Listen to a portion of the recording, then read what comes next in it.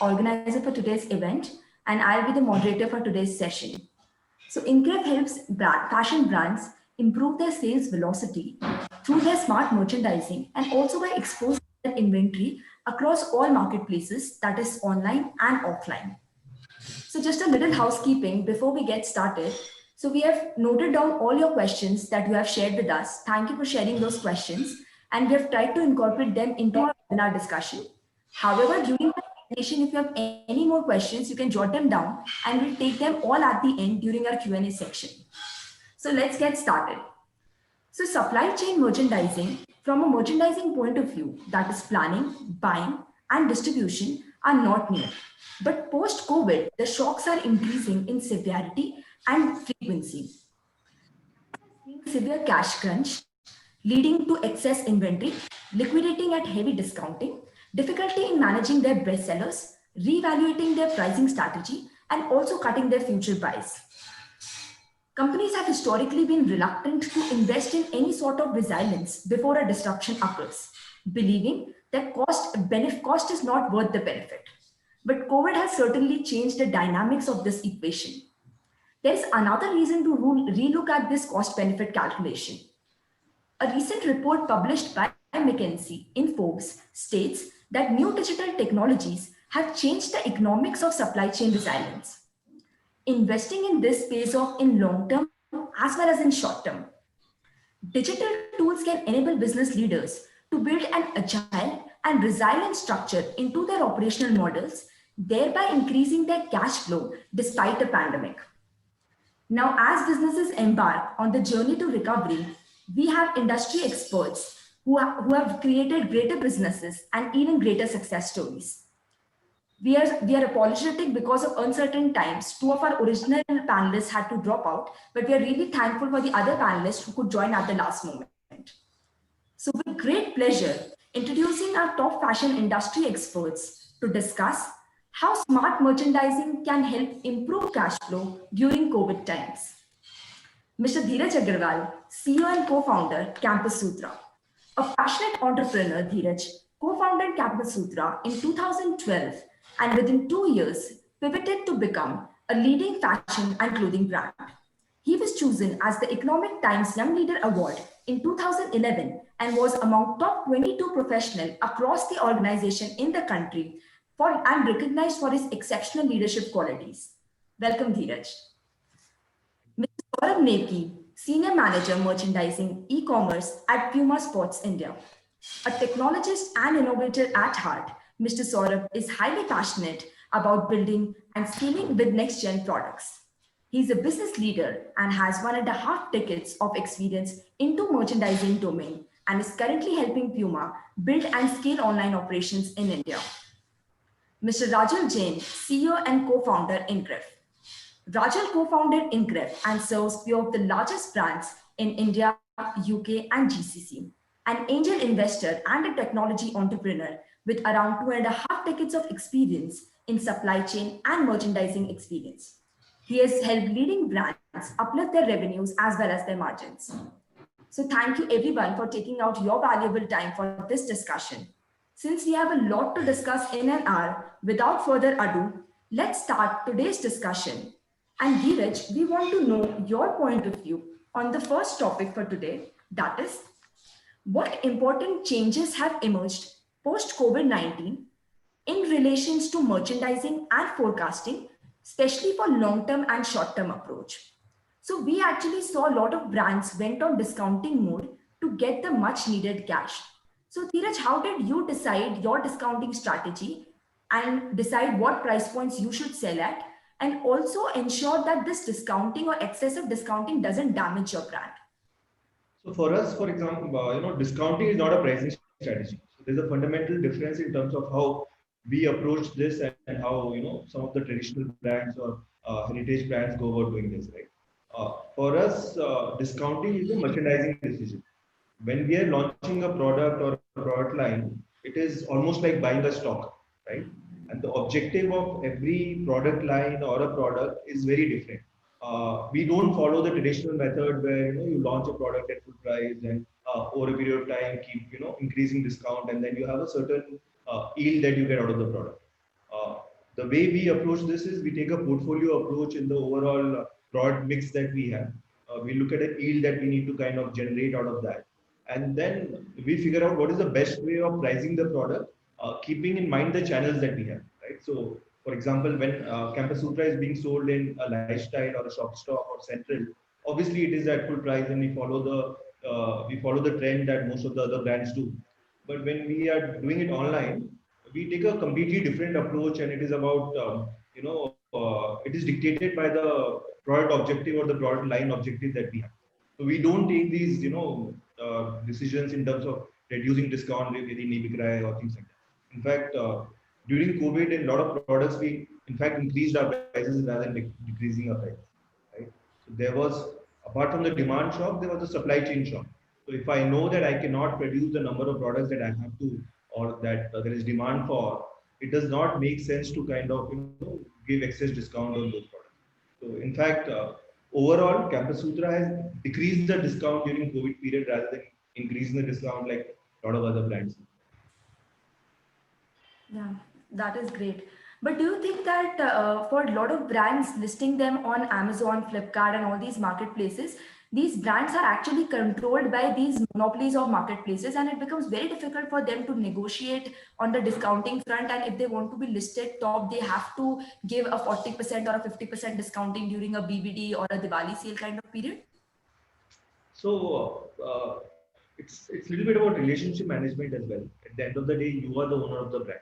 You cannot let a platform dictate. You cannot let a platform dictate what the pricing has to be. So it's a give and take relationship. It's about creating a space for yourself in that platform.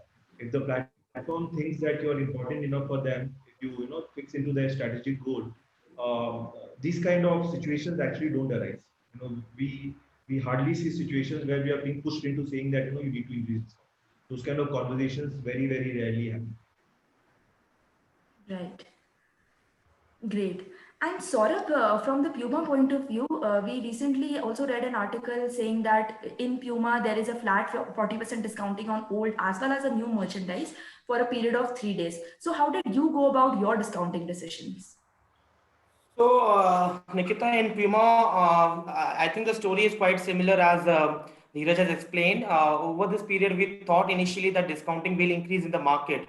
But eventually, what we observed is that because Puma has a multi-channel strategy and we have an agile and fungible inventory management, because of which we were able to actually control discounting post-COVID in this pandemic season. So what happened, if you would have observed that in our retail offline store also, we were the first brand who shifted to the fresh season in the August month itself, whereas the other brands or the competitors generally they have extended the end of season sale in the entire month of August. But we started our season of AW right from 15th of August itself. So we did not made any change from offline perspective, whereas in online, because we have a huge portfolio of online both marketplace and B2B business. So that fungibility of inventory had helped us to increase the sale without increasing the discounts.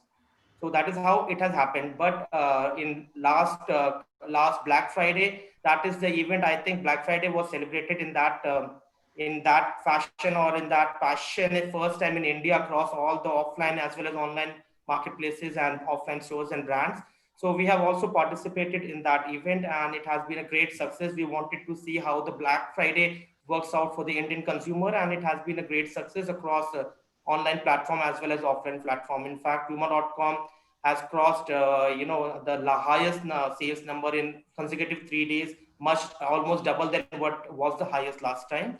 So it has been a great success. So it was a 3-day event, generally getting aligned with the global Black Friday concept. So it has been a great success. So apart from that, we have actually reduced certain discounting and probably a bit of more profit we have got in this particular season post pandemic. Glad to hear that Puma is increasing profits. Yeah. Nikita, just sorry to interrupt. I'll just like to add few things. On the discount during COVID, yeah. So I think what Dheeraj said and what Saurabh said is very valid. Fundamentally, what I see is where brands had lesser days of inventory and brands who are taking fast, smart merchandising decision and manufacturing it fast, agile. Yeah. So they were sitting on a lesser inventory, and probably they could actually reduce discount. But brands and retailers sitting on high days of inventory, they were sort of forced to give more discounts. That's number one. Number two, on marketplaces giving discount, I've seen, this journey for last decade, and it's slowly shifting. No, believe me, no marketplace would like to sell just discounted merchandise only. Yeah, they all of them want to sell fresh merchandise at a full price. Yeah, I can see a huge shift. Yeah? About a decade back, it was only a three season old inventory which will got sold on, or 2 season old inventory which will get sold on marketplaces. But slowly, the discounts are reducing. The full price merchandise is now visible. I feel maybe within next 5-6 years, the marketplaces will become as critical channel for full price merchandise as an offline. Yeah. Right. Absolutely right. So Saurabh, just wanted to know one more point of view from your end. So while since Puma is present across offline as well as online channels and does equally well in both the places, so how is your discounting strategy different for offline and for online? So how do we do? So for the in-season merchandise, as the offline channels carries the fresh in-season merchandise, which is not discounted, whereas when you go to online platforms, as we have a larger consumer base and we are almost servicing to 220,000 pin codes approximately. So we have customer from all tier of markets. There is a set of customer which likes to have the full price product as well, and there is a set of customer who needs some price correction or price advantage on the product. So in online, what we do, for the current season, we don't discount the merchandise, whereas we also carry the old season merchandise, and hence e-commerce also act as a liquidation channel for us. It's kind of A plus B model for us. So whereas in offline, the current season merchandise is not discounted before the end of season sale. So this is how we basically demarcate our discounting pricing, and we serve to both the channels. Right. Yeah. Learn that it's not necessary for brands to go on heavy discounting to promote their brands, and they can actually sell products at full price or at a lower discounting and still earn profits like you guys are doing.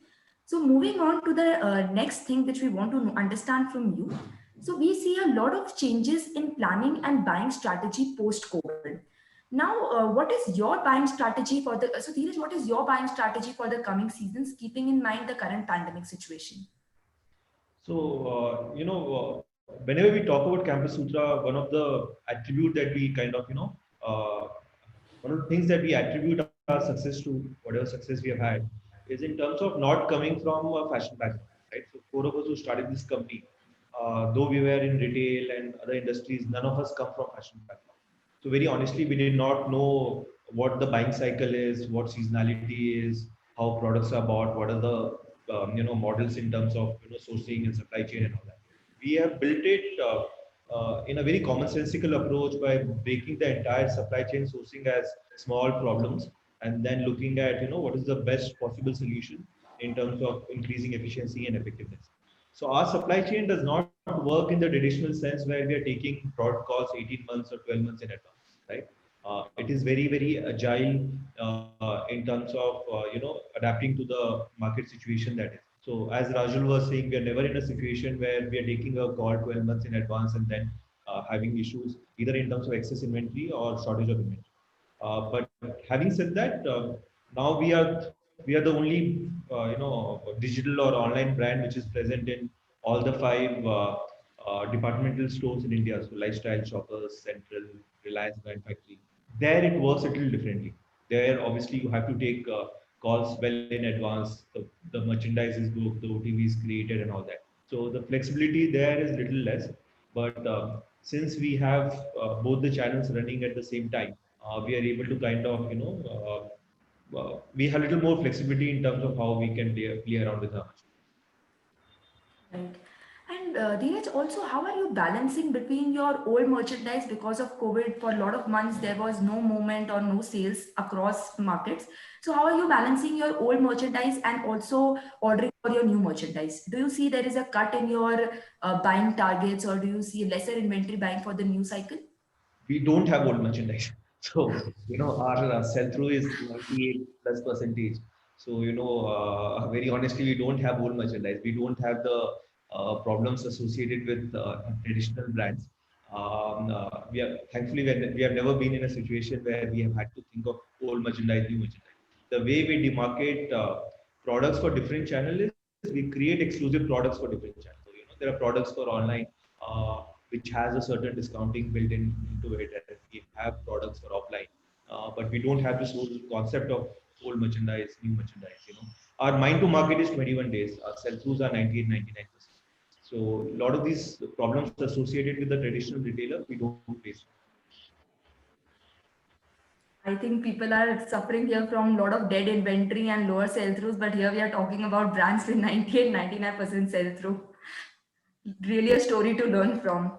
So, Saurabh, coming from Puma point of view, how has been the buying strategy for Puma for online and offline for the next 2021? So what we are see post during this pandemic time, what we have observed is there are two set of categories which has come across. One category wherein we have short of supply, like the small ticket items, the loungewear items and the apparels mainly. And there is a one set of categories which has less in demand, like for example backpacks, because of work from home culture and everything. So we have taken our approach in a two set of these categories separately. Wherein we have short of supply, we are going aggressive after that, which also includes your essential mask as well, and the categories like apparels, which is selling much higher rate than comparing to shoes and backpacks. Whereas the other categories where the demand has decreased due to COVID and work from home culture currently, there we would have some leftover inventory which we are balancing for the next season, and and that's how we are approaching for SS21. Whereas in AW21, we assume that most of the situation will get normalized, or at least wherever we are stuck with inventory in certain categories will get managed in SS21. So that has been the approach both for online and offline. Whereas considering Puma particularly, as you know, that Puma, as I mentioned before, is a multi-channel business strategy where 40% is online, 60% is offline business.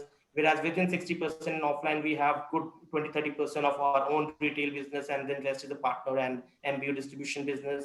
When it comes to online, 40% also, we have around 40% business coming from horizontals, Amazon and Flipkart, whereas 60% business is dependent on verticals. So you see, most of these channel strategies are, not dependent on any one set of customer or any one set of channel, and hence in the crisis also we were able to manage and and get that fungibility of inventory among the channels with the transfers very easily, and that's how we have managed in the short term way. Right. That's how we are approaching the next season. And Saurabh, do you also see that there is a trend where the seasons, instead of buying 6 or 9 months in advance, are collapsing, and there is a shorter 2 or 3 months buy cycle now? So, do you According to me, as linear inventory as possible is that has always been a best approach, and probably with this pandemic, the brands have understood the more importance of it and not carrying the higher inventory. So according to me, wherever the lead production time can manage it, like the small items like socks or any other category where you can manage the lead time production and you can have a shorter season like 3 months or 2 months, and then that can work on a reorder or replenishment model. That is the best way to go. Whereas there are certain product categories like footwear where you require around 150 to 180 days of production lead cycle, wherein though your planning and ordering system will still be on seasonal level, but probably your procurement of inventory will be more of at a quarterly level, so that you can have a lesser inventory and better stock turns for the company, and that has become important, especially during the crisis. We have seen that it's always better to have as linear inventory as possible and close to season. Absolutely true. So, Dheeraj, we want to understand from you. So, there are a lot of articles these days coming that stores are becoming a distribution hub, and stores will just merely become a visual display kind of thing, but the fulfillments will happen from warehouse. So, what is your viewpoint about it, Dheeraj? I think though these conversations happen, we take a very contrarian approach to this, right? So very honestly, given the rentals that you have in India, no brand can afford to have such expensive showcase warehouses, right? Every store at a unit level needs to make sense in terms of delivering profit to the company. In fact, if anything, COVID has just taught us this, that as fashion brands, we cannot be white elephants where we have cash burns, and we have these very expensive toys or showcase pieces, which will burn away the company cash. Uh, uh, so I think as a company we have avoided all this. So that's one of the reasons that while a lot of fashion brands were firing people and restructuring and all that, we never had to go through that. Right? So our business model is built in such a manner that it is very, very frugal. It does not believe in doing something for the face value, right? It has to make business sense. Whether it is a store, whether it is a departmental store, whether it is online, whether it is export, whatever it is, right? Whether we are doing, whether we are manufacturing or we are even setting up a warehouse, everything needs to make financial sense. So that's paramount. The first parameter that we look at while making any business decision is it needs to make profit. We are the biggest bootstrap fashion brand in the country. Most of the brands who are of our size have at least burned 60-70 million dollars to kind of reach where we have.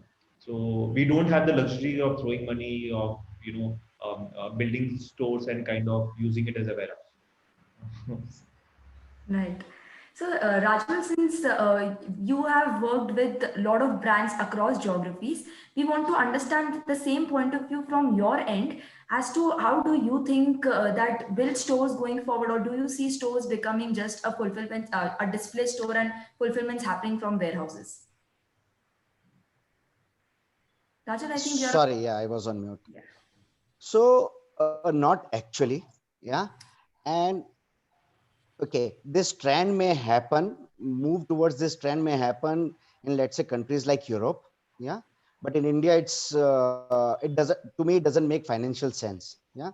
It's a very different country where the rentals as a percentage of revenue are very high, the distances are very long. There are loads of other issues, yeah. So I doubt whether, mm, fulfillment from store is a good idea. Number one, I think your question was more on fulfillment from warehouse.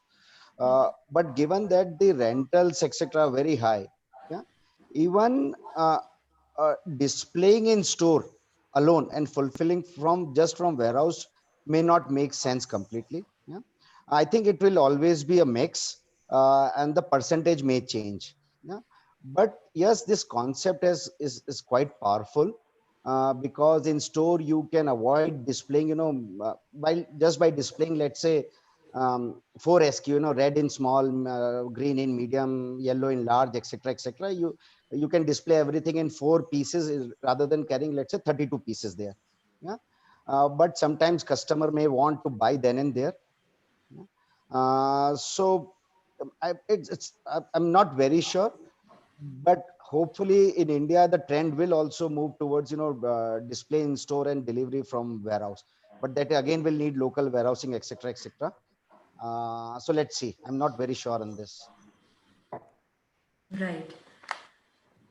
So, so we got to know that regarding your buying strategy and your pricing discounting. Now, with especially in case of online, Saurabh, we see that apparel retail online is all about how well do you manage your bestsellers. So, Saurabh, how do you go about it? As in, what are the best practices that you follow to ensure that there is no fatigue in your offerings? So what we are doing as a practice right now, we are working on a rolling forecast, both in terms of product lines and at an article level. And we try to foresee that considering the forward demand at a month level, which articles are selling, and basis on the rate of sale, how much of more inventory is required, especially in apparel, wherein the production lead time is lesser, around 80 to 90 days.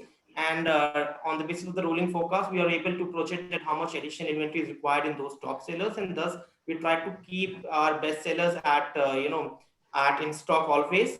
And considering now in online, what is happening is that around 40% of the business is coming from the reordering and the old season, both mix of it, whereas 60% of the business we run from the fresh in season merchandise. So we make sure that all our global assets, all our global products, all our global stories and campaigns are reflected correctly on the online platforms as well, because we consider online as our effective channel of not only selling the product but also showcasing the brand strength and brand essence to the consumer, because that is platforms which are right now visible to most of the consumers and population of the country at any point of time. So we treat online 60% of the business coming from in-season merchandise, taking and considering all our brand assets and range and reflecting the thing, whereas 40% is again the reordering system, wherein we are ensuring that customer is getting the right product which he likes after time and again, till the time the fatigue doesn't come in that particular style and the rate of sale drops. Right, absolutely true. So, Dheeraj, we want to understand from you, since again you are present across partners as well as online. So, how are you making your supply chain more resilient from a merchandising distribution point of view? So, what is your strategy for store fulfillments? So very honestly, the supply chain for offline and online are very, very different, right? Online is our genesis. That's something that comes naturally to us because we were an online first company. Offline, we are still learning the tricks of the trade. We started our offline foray a couple of years back, and now though we are present in about 500 outlets in different department stores, we are still learning the trade. But there are two very different set of problems. Right? As Saurabh was saying, a lot of these issues in terms of having to do forecast, having to kind of create merchandise 8 months, 12 months in advance, having to and there is this entire gatekeeper concept, right, where many of these department stores actually want to see your merchandise, they want to have a range presentation, they finalize the product. So a lot of flexibility, very honestly, in that sense, is lost that an online can offer you, because online you have more control in terms of being able to deliver fast fashion. So fast fashion, I think in the fashion industry has become a marketing term rather than a way of doing business, or rather than a business model, right? So you see a lot of marketing campaigns around fast fashion, but if you go to that brand, right, either on their website or on the store, it is the same product month after month, day after day, right? So though they're talking about being a fast fashion brand, they're not delivering fast fashion, because very honestly, they don't have a supply chain to deliver fast fashion. They don't have a sourcing, or they don't agile sourcing. They don't have a supply chain which can deliver fast fashion. It is still working on that 6 months, 12 months cycle. In Campus Sutra, as I said, our mind to market is 21 days. So if I like the jacket that you're wearing, in 21 days I can get it on the shop floor. So that gives us a lot of flexibility in terms of being able to kind of deliver fast fashion, rotate our merchandise, come up with new products that we can showcase to the customers very regularly. So offline, we are very honestly still learning the tricks of the trade. Right. And Saurabh, coming to you, since you manage online as well as offline, first we want to understand from the online point of view, how critical is regional utilization for you? And how do you plan your merchandise across multiple warehouses to ensure that you have a high fulfillment rates? Regional utilization is very important because of two factors straight away. One is it is cost benefit, and because most of your deliveries will get converted into the local deliveries rather than the national charges from the platform perspective. And second thing, it will increase your revenue because it will have a shorter delivery to order timeline. So definitely more regional utilization will help you to increase your revenue and save cost, and as well as from platform perspective, they give certain rating benefits and listing benefit when you have a higher regional utilization. So from all perspective, from online, regional utilization, as much as you can grow, that is something which is imperative to have. But definitely you have to see how much of investment you're doing in order to achieve that regional utilization, because it should not be like that you are getting a better cost from platform, but your overall investment in warehouse is even more than that. So that threshold you need to check. Otherwise, RU is very important factor for online business.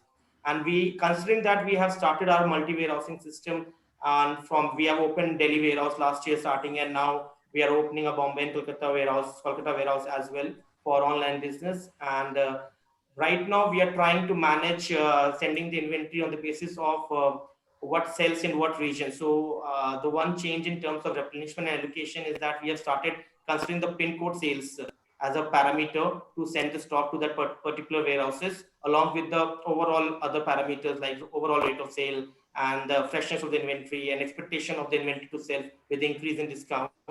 So pin code analysis is something which we got incorporated, but yes, we are also looking at partners in order to get that artificial intelligence incorporated in order to send the merchandise automatically, because we believe that more you have sale, more data you have, it becomes very difficult to manage and not feasible enough to manage all the warehouses manually, and considering the level of business we have in Puma. So the artificial intelligence and automatic system in order to use that data science in order to send the inventory to RU, that is something which we are looking after now to incorporate. Right, true. In fact, we have also seen a lot of our brands when we work with that regional utilization is playing a very important role, and they're actually incurring an additional cost of 20-25 lakh rupees per month just because of poor RU. So Yeah, it, yeah. We have seen the rate of sale increasing with a higher RU from from the the non-center warehouses from which we have opened. So it's a direct impact on rate of sale. right. So Dheeraj, since everything is moving to e-commerce and the people are walking less to the stores as there is a trend, do you think the rising share of e-commerce revenue for the fashion brands post-pandemic will be sustained? So something that very honestly I think about every day because it's going to have a huge impact on the business, right? So it's interesting to see. I think there are two things that are happening. One, there are customers who are buying online because, very honestly, they're scared to go offline, and it's happening more in metros than in non-metros, right? So how many of these customers will continue to buy online once the mall, once they're comfortable going to a mall, is a question mark, right? And second, there's a buying shift that is happening. A lot of my aunties who were earlier, who used to very honestly tease us, "Ki tum to sab online khareedta hai," now are buying vegetables and fruits online. So there is this whole habit that is getting built up. Uh, but uh, but if you, for example, if you take even a US market as an example, right, which is matured, which has a both matured online audience and has a matured offline audience, the e-commerce sales has gone up by 30% compared to about 10-12% growth that you see every year. So there is a delta that has happened, which is not due to the behavioral shift. That is just due to, I think, safety and people not having the option of buying offline. So in a US market, this incremental 18% that is there, how much of that will remain online and how much of it will go back, offline, is to be seen. But in India, I think that phenomena that I spoke about in US, that is there. And the second phenomena is there's a behavioral shift that is happening. People are just becoming comfortable buying online. So definitely there's going to be a shift. What percentage that will be, we have to wait and see actually. Actually, we just read an article by McKinsey that also stated that e-tailing will actually grow to roughly around $200 billion by 2025. So there is a definitely, as you mentioned, a 30% in US. There is a trend of 15-20% in India as well that the reports. So, Rajul, we want to understand from you that coming from a technology background, how technology is changing the merchandising landscape. Sure. Nikita, just if you allow me, prior to that, I'll just add to what Dheeraj and Saurabh said earlier. Yeah. Yeah, sure, definitely. So for me, whether you're a fast fashion or you're selling core only, yeah, that's your positioning to your consumer, yeah, and how your consumer perceive and etc. etc. But I think the most important part is that whether you're fast fashion or selling core only, are you rotating inventory faster? And how many days of inventory, let's say working capital is blocked in the ecosystem? Doesn't matter whether you are selling core or fast fashion. Yeah, I think that's critical for any brand moving forward. It has always been critical, but never, given so much importance. Yeah, holding 6 months of inventory was considered as BAU. Yeah, so that should change. That will change. Plus, I have been speaking to so many leaders in fashion brands and retailer space, and surprisingly, nobody talks about, uh, so for all of them, let's say supply chain, which includes, let's say, manufacturing and so warehousing and logistics, is a cost center. They'll always want to bring this cost down. Yeah, and nobody thinks that is there a way where you can increase this cost by, let's say, 5-10%, yeah, but create agile supply chain and thus dramatically reduce your discounting, and the cost of working capital blocked in your inventory and operations, etc. So I think that has to change. Yeah, and probably COVID will help people thinking that way. Yeah. On what Saurabh talked about RU, I think as e-commerce percentage increases, RU is going to become more critical and critical and critical. Yeah. You know, what we have seen when I was working at ABN, Myntra, etc., that if you can get a great RU, yeah, the impact of reduction in logistic costs can be so high that that reduction itself is more than the cost of warehousing, full cost of warehousing, or equally. Yeah. That's so that completely balance out, but at the same time you're delivering faster, your listing appears ahead of others, etc., the consumer experience dramatically increases. And if you're doing a local delivery sort of, or a nearby delivery, then you can provide many other customer services. Yeah. Now coming to your existing question, the question you asked me on impact of technology, uh, left, right, and center. There is impact on of technology in everyday life, and fashion brands and retail is not cannot be sort of kept away from it. And thankfully, what has also, apart from how technology is evolving, what e-commerce companies have shown that how technology to be used to solve fundamental problems of, let's say, fashion retailing. Yeah. And earlier, these all the most of the e-commerce company you would see have built these technologies in house because nothing was existing in the market. Yeah. But thankfully now these technologies and startups, etc., even some large traditional technology players are coming up with new tech to and they are impacting every part of fashion, let's say, retail, every single part of it, whether Right. it's analytics, whether it's warehousing operations, whether it's a design decision, whether it's a merchandising decision, whether anything, ordering systems, everything is getting impacted by technology. Right. So, Rajul, just an extension to this, as you mentioned, that technology is left, right, and center. But currently, you know that merchandising for a lot of brands is either a manual exercise or Excel based, and it's not tool driven as of now for a lot of brands we work with.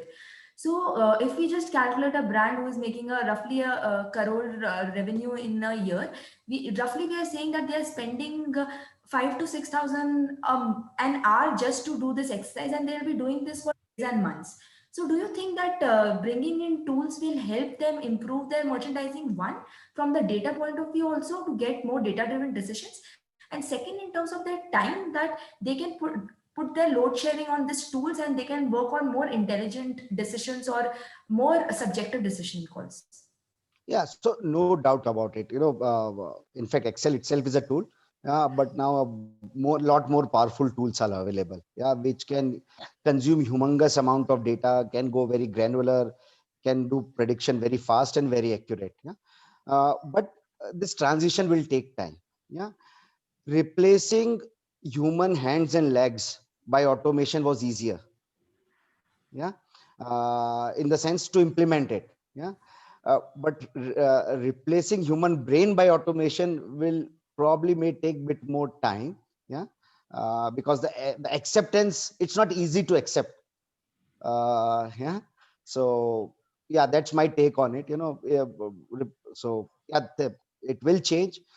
Technology tools will be consumed, and the tools themselves will keep evolve. But yeah, it's a journey for next 4 5 years, I guess. Right. Dheeraj, since Campus Sutra is one of the leading brands, so what is your take on human versus tools for merchandising?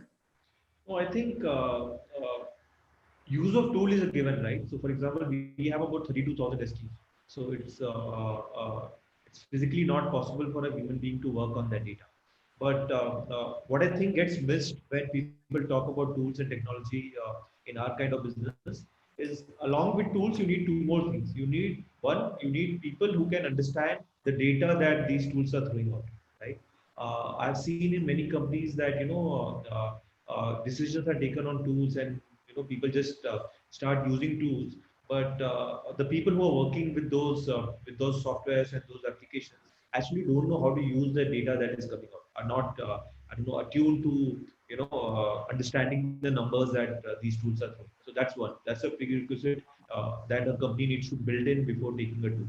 And second, what you do with the data. So many companies, so if you have a tool which is giving you a forecast for the next 3 months, 6 months, but if you have supply chain that works on an 18-month cycle, very honestly, that tool is useless, right? So the tool needs to be a starting point, and then you need to have an organization structure that can actually use that data and deliver value to your balance sheet, to your customers, and things like that. So I think these are the two things that usually get missed out. People talk about cool technology, cool applications, and all that, but the people who are using those tools, who are reading that data, they somehow are found wanting. That is one. And second, you don't have an organization structure which can actually utilize the data to the benefit of the organization and the customer. Right, absolutely true. And sort of on Puma, again, there are a lot of sales channels across online and offline. So as even though Excel is a tool, the data cannot go that granular in Excel, and it's a lot of time consuming process. So do you think that getting in the tool and aligning it to supply chain would help you with your merchandising?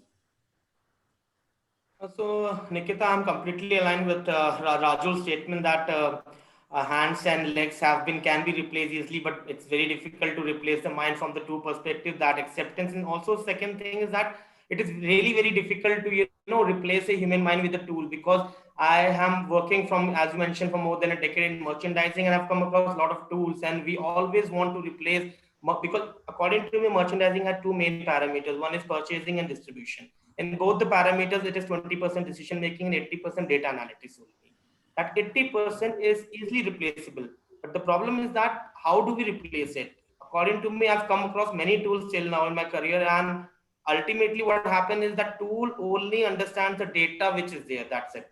So 100% results in merchandising, probably I've never seen. Tools have not yet evolved, and they need to evolve. So we need tools in the market which can support merchandising, and definitely that is a requirement of time, because according to me, when your consumer is becoming more aware, more digital, your marketing is becoming more social and digital marketing everywhere, your supply chains have become more technology feeded.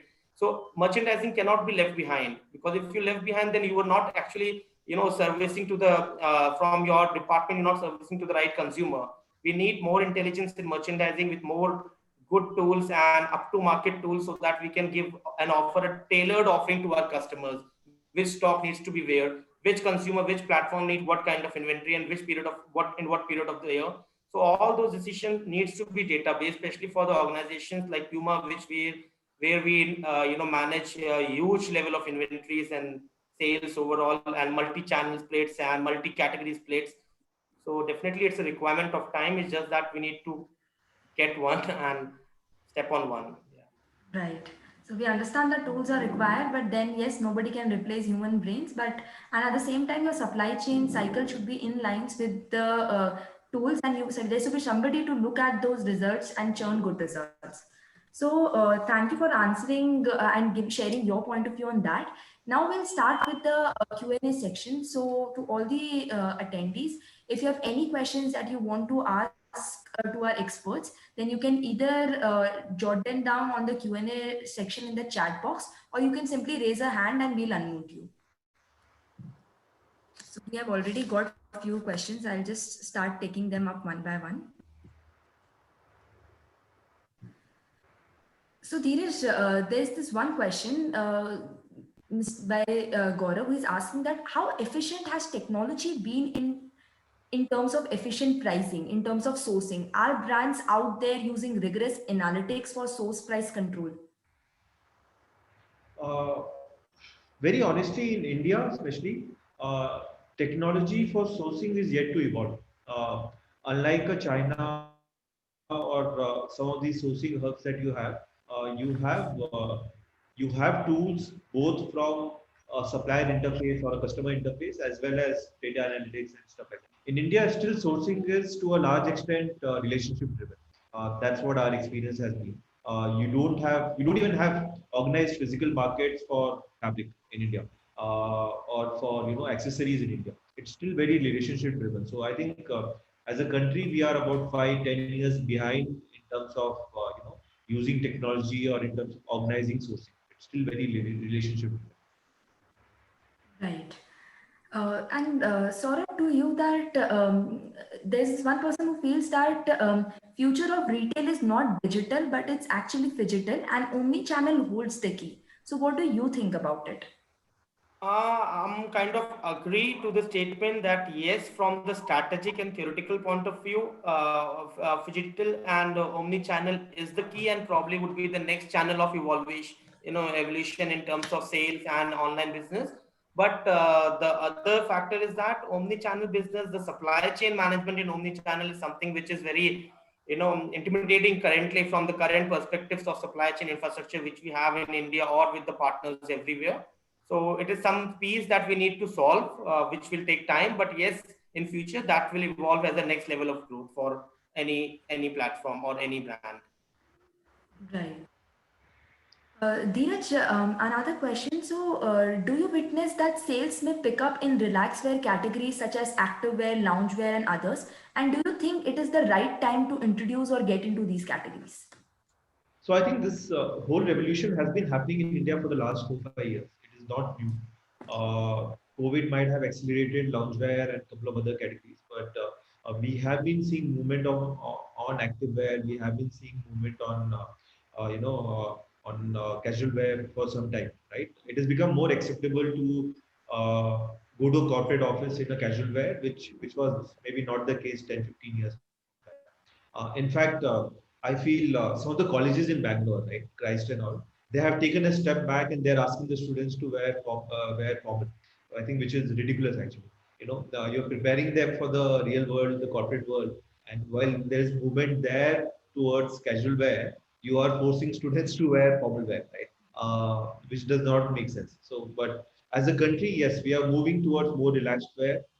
There is definite movement towards activewear. Activewear, I think, is a category which has been seeing a revolution in the last 3 4 years, and it is only going to explode.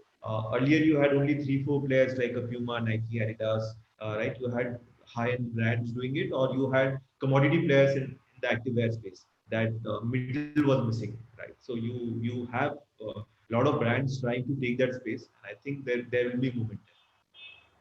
Right. Saurabh, next question to you that how do you take care of in terms of both buying as well as distribution? Can you please repeat that question, Nikita? I just lost Yeah. the connection How for a do second. you take care of freshness? By freshness, we mean getting new options in terms of both buying as well as distribution. So, as I mentioned, Nikita, before during the discussion, that 60% of online business and 100% of offline business is driven by the global ranges of the season. So, as you know, that Puma is a global brand, and Germany, where we have the huge R&D and trend forecasting, and all the entire that product engine sits there, and they develop the products for the next season. Probably after 9 months, what the fashion would be, they do the trend forecasting, and then accordingly we do the R&D, and we then plan a complete range that will be launched globally for by Puma in that particular season. So we ensure that whatever global initiatives and products are being launched or being carried from in that particular season comes to India, and both on offline and online, those are pretty visible through the help of the marketing and the campaign strategies with in both in online and offline space. So that's how we keep on refreshing the merchandise and also keep our consumer along with the global consumer. Right. So, Dheeraj, this question is for you that festive is still a very big market. And what do you think of this space, and especially in tier 2 and 3 markets? Uh, So festive, yes, it is a market, but the challenge that we see in the festive collection, right, it is that it is a seasonal business. The cost structure that you build for a fashion business is 12 months, and if you are relying on categories which are relevant for 1 2 or 3 months a year, then how do how do you run your structure? How do you run your company for the remaining 9 months? So that's something that companies and people need to kind of think before they get into only doing festive wear or only doing some other categories which are seasonal. So I think while there's an opportunity, there's also a challenge that needs to be addressed. Right. Rajul, next question is for you. That some example where Incref tools have stood out and given sustainable competitive advantage to its customers during COVID times. So yeah, INCREF has couple of focus areas. One is definitely on the warehousing side and exposing single view of inventory in warehouse to all sales channel, including marketplaces. Yeah. So a lot of customers, our clients, have used this tool to expose warehouse inventory during COVID times. Yeah, we have onboarded a lot many clients in COVID times. So that tool has helped them to sell inventory lying in warehouse to on e-commerce platform. That's one. On the merchandising side, yes, we have couple of tools. One is for small businesses, one is for very large businesses. Um, and that tool has been used by our clients to sort of uh, take a very fast and accurate decision during COVID times, especially after the lockdown. Yeah, during the lockdown, it was everything was stopped. Yeah, but after the lockdown, what would be moved from one store to another, what to be pulled back, what to be shipped, because let's say when lockdown open and you have just 10 days of data, and how to analyze that data and take actions. Correct, you can't wait for a couple of months to take action. Yeah, and all those things can be done only via some smart merchandising. So that's what some of our clients have been able to do. In fact, we have seen a lot more traction on the merchandising tool in last, let's say, 1 month as compared to, let's say, previous 6-8 months during COVID times. Yeah. So, Dheeraj, next question is for you. That what areas in merchandising do you think can be handled by technology so that merchandisers can spend quality time to bring in their subjectivity during buying or planning? So, and I think for that to happen, first and foremost, there has to be a mindset change, right? Uh, Especially in offline, we see that merchandising, or at least the buying decision or the range creation decision, is still a little bit of an art, right? It is about you picking up certain color trends and things like that, which is in global media, and then building a range around, right? But if say data throws up that 80% of the sales is happening in line, I'm just giving a hypothetical example. How do you marry both? So then, usually what happens in companies is, you do a bit of this, you do a bit of that. So it depends on I think the conviction a merchandiser or an organization has on the two, and at what level you are able to accept the decisions that are being thrown out of the two, right? So I think those are very important things. I think the whole evolution, that acceptability of tools in the ecosystem of fashion is still happening. It has got accelerated by e-commerce. I think if e-commerce had not happened, my personal opinion is that offline would still be taking merchandising decisions how they were, because there's an e-commerce channel which is becoming an important channel for a lot of brands, and there are a lot of tools that are getting developed. People are still figuring out, organizations are still kind of learning how to live with the tool, how to utilize those tools. So I think it's just a process that's still happening. It is still to crystallize. Right. Saurabh, next question is for you. That can you specify the fundamentals of e-commerce and online merchandising? What did Puma do well, and what can be learned from competitors? Okay, so what we do well is first of all that to be very practical, we have always been the first mover when it comes to online, particularly, and we have always been the first mover in terms of trying all the kind of technology and all the kind of new operations or new initiatives in whether it's supply chain or platform. So that has always been an advantage of Puma. When it comes to merchandising, what we have done well is that we have tried to manage our entire assortment and split the entire assortment between the marketplace and the outright buy and sell model. So as you know, before the marketplace, Puma had a very big and huge buy and sell model. With the launch of marketplace, we have not cannibalized that buy and sell model. In fact, both have complemented each other.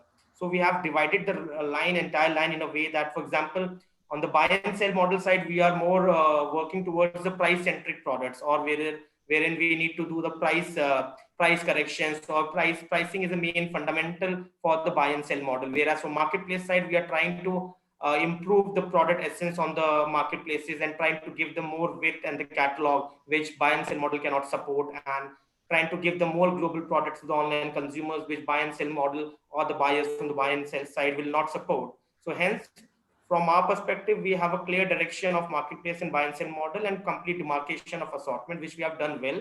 Apart from that, the management of the supply chain model of marketplace itself is some success which we are proud of, because there are many brands who have tried this marketplace model and still are struggling with the overall way how to manage the supply chain and how to go multi-warehouse and whether to go multi-warehouse or not, and whether to take a separate B2C warehouse or not. But we have taken a fast decision and a very very formidable decision in making investment in those areas, which seems to be very gray a couple of years back.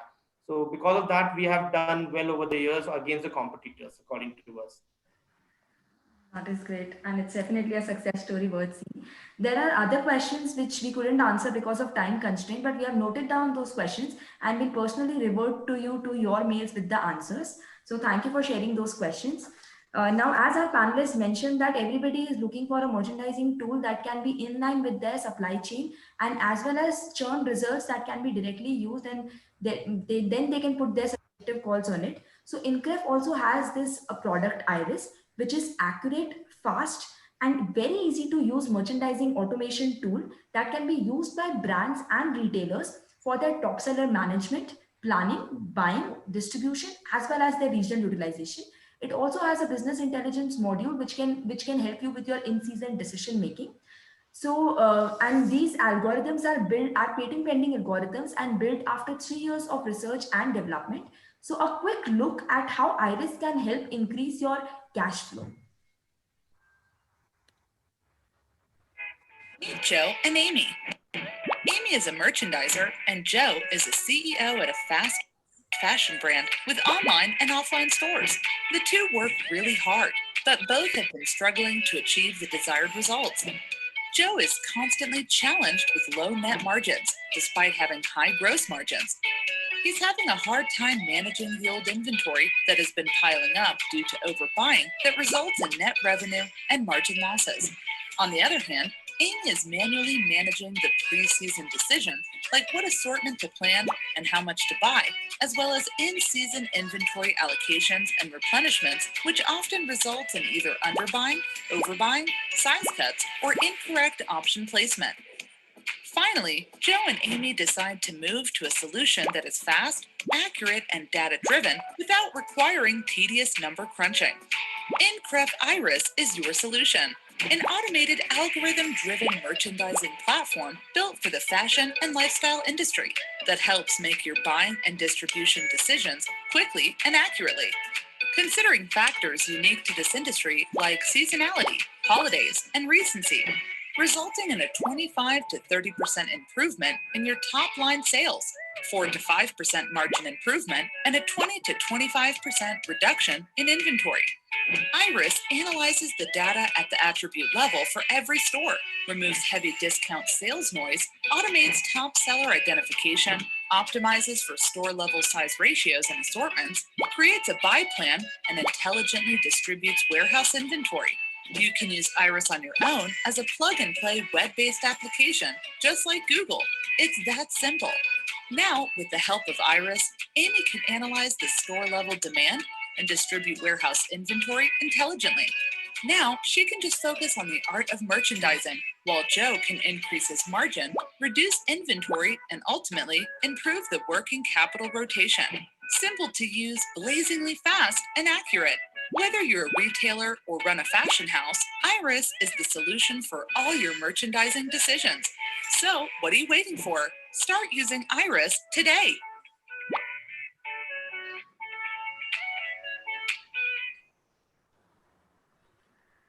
Thank you very much, Dheeraj, Saurabh, and Raju, for taking out your time and honoring us with your presence. We really appreciate your point of view and the valuable merchandising advices that you have given. Hope these brands also achieve greater sell-throughs and revenue uplifts from the tips that you have given. Hope all of you had some very great learnings and good takeaways. Thank you so much for attending this webinar. We'll be sharing the recording as well as the learnings of the webinar. And for any further info, you can write to us at info@incref.com, or alternatively, you can visit our incref.com/iris page and schedule a demo. Thank you very much for your time. Have a great day. Thanks, Nikita. Thanks, Saurabh. Thanks, Dheeraj. Thanks. Thanks. Bye-bye. Bye. Thank you very much, Nikita. I was on mute Thank you, actually. Saurabh. Thanks. Thank you, Saurabh. Thank you.